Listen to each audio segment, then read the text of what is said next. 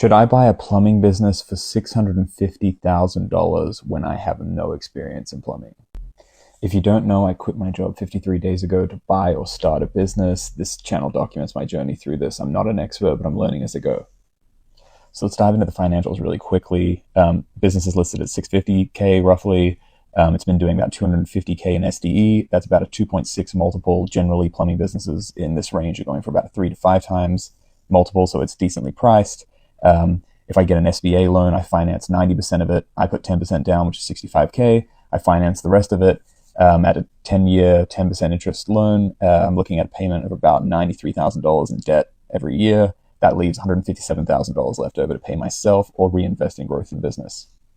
So on the surface level, it seems like there's something there, right? It's interesting. I think the big question, especially with a business this small, is how much is the owner really doing? This is what I really have to be careful with when I'm looking at these types of businesses, is the owner holds the master plumbing license. Every plumbing business has to have a master plumber. He claims he mainly just oversees the work, sets the work, but he has subcontractors doing the actual work.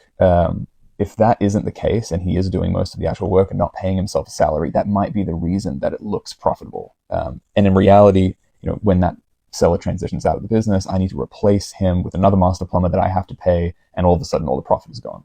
So let's talk about growth potential here. It is a 5-star business on Google. They have 180 reviews, which is very impressive, super high quality. The seller started it from scratch and is very dedicated to providing a good service. So that's a major plus.